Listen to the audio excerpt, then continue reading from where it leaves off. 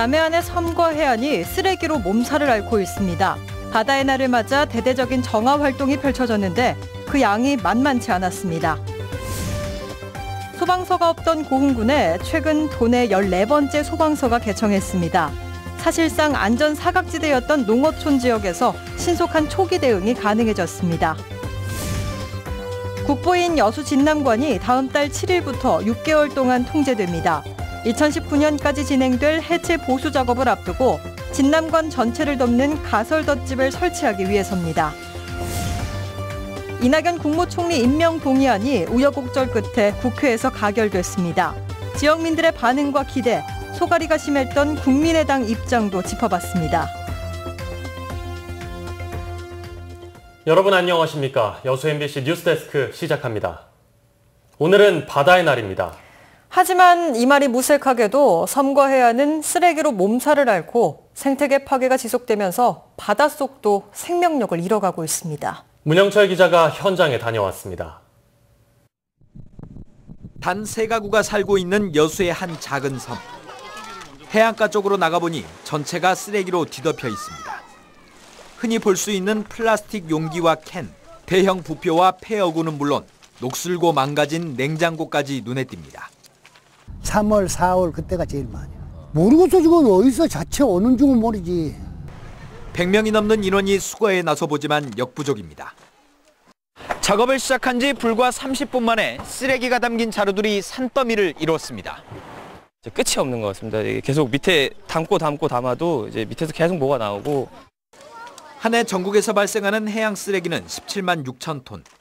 하지만 수거되는 양은 평균 7만 톤 정도에 불과합니다. 매년 절반 이상이 방치되다 보니 해안까지 쓰레기장으로 변하고 있습니다.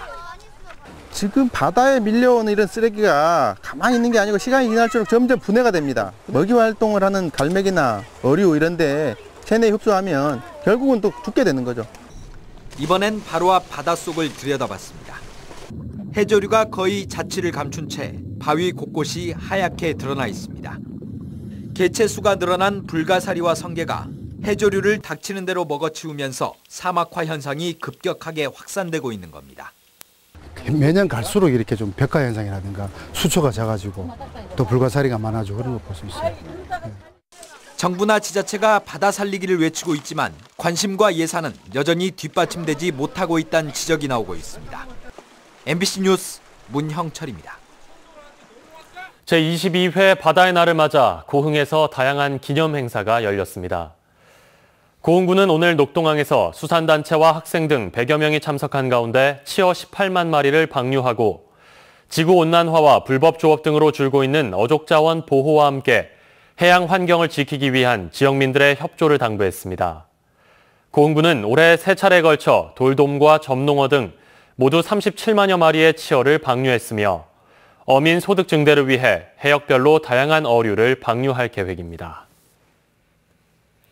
환경오염물질을 무단으로 배출하는 등 환경 관련 법규를 위반한 전남 동부권 업체들이 무더기로 적발됐습니다.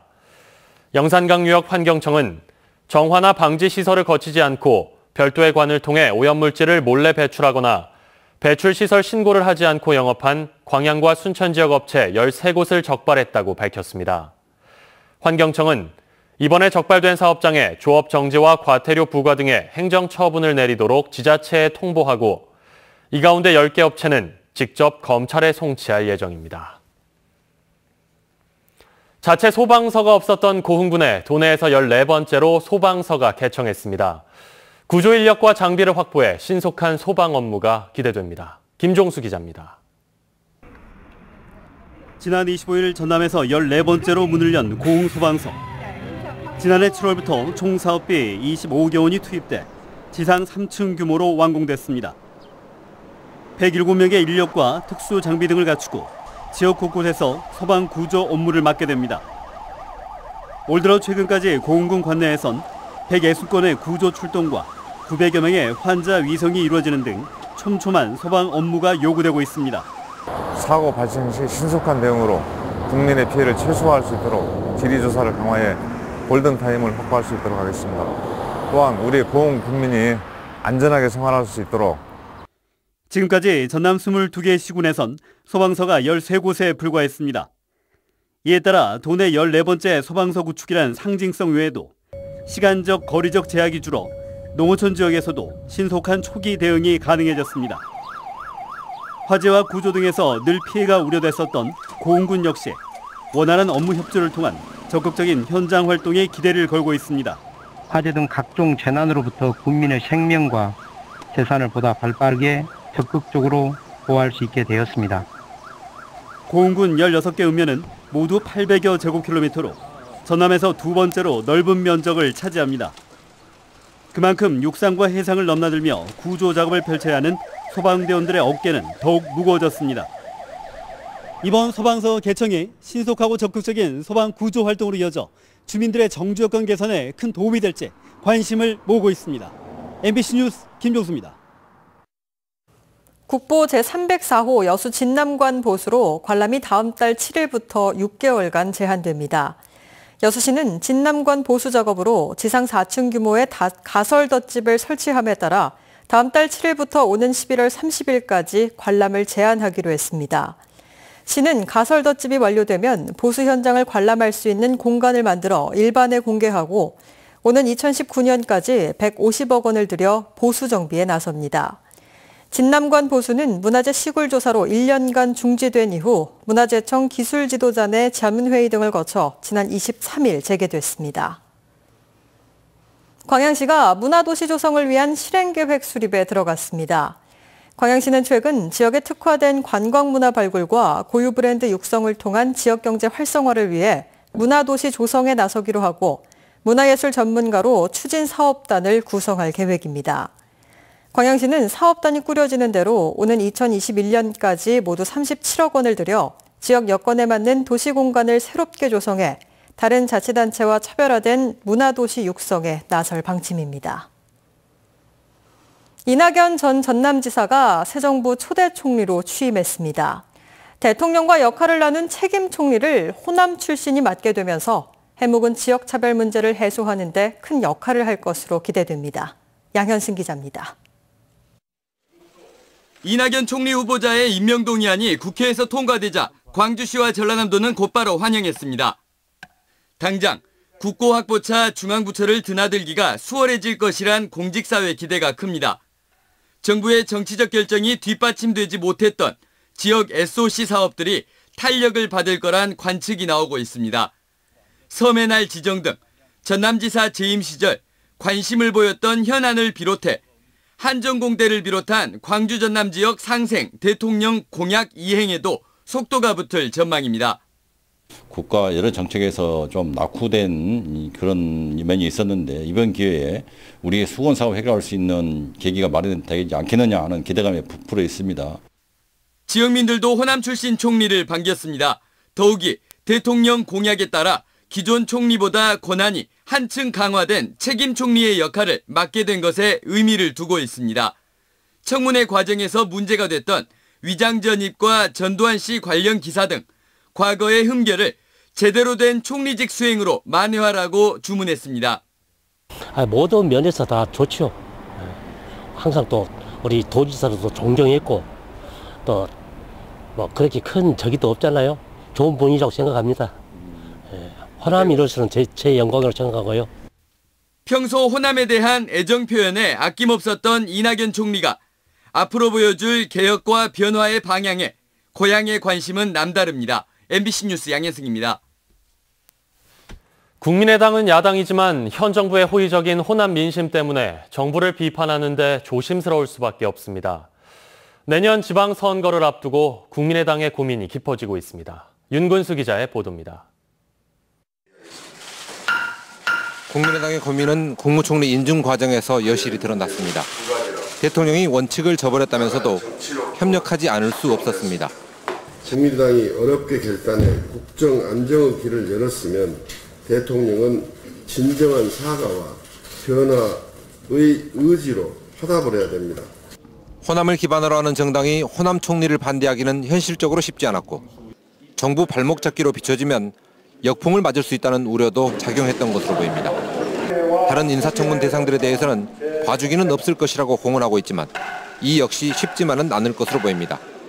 국민들의 눈높이에서 하자가 명백하면 몰라도 그렇지 않다면 국민의당의 캐스팅보트 역할을 하기엔 이를 뒷받침할 지지율이 너무 떨어져 있습니다. 국민의당은 대선평가위원회와 혁신위원회를 구성하기로 하는 등 자강을 위한 혁신을 서두르고 있습니다. 하지만 시간이 넉넉하지는 않습니다. 지방선거가 1년 앞으로 다가온 마당에 지지율이 오르지 않으면 예비 후보들마저 이탈할 수 있기 때문입니다.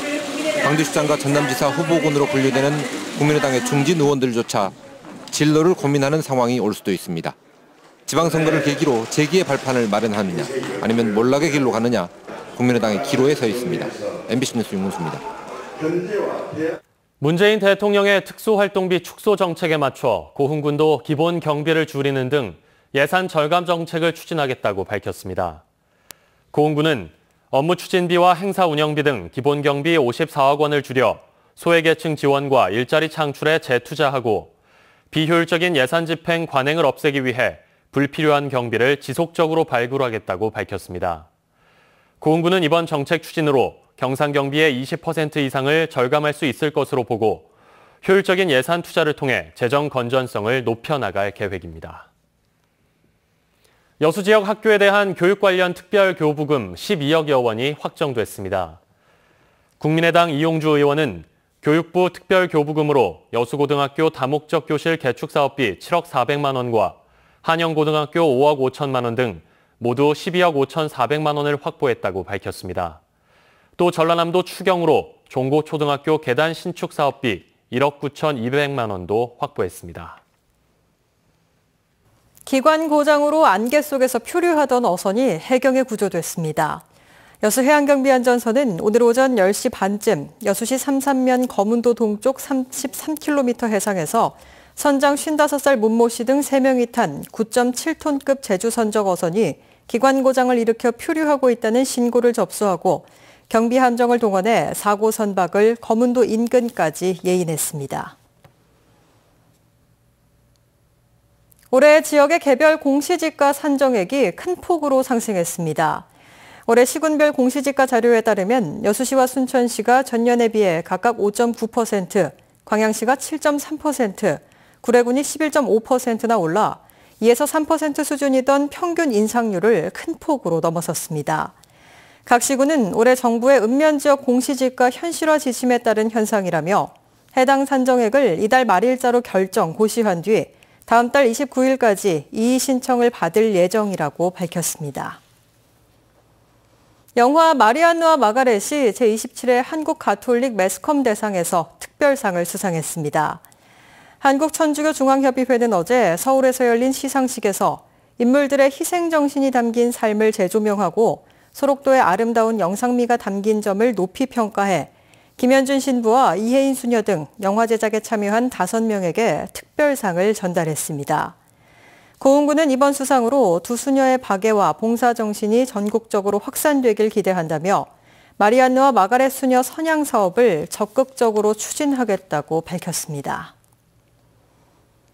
호남 최대 복합 쇼핑몰인 LF스퀘어 광양점이 개장 4개월 만에 고객 200만 명을 돌파했습니다. LF스퀘어 광양점은 지난 1월 5일 쇼핑몰 개장 이후 이번 주 200만 명을 돌파했다고 밝혔습니다.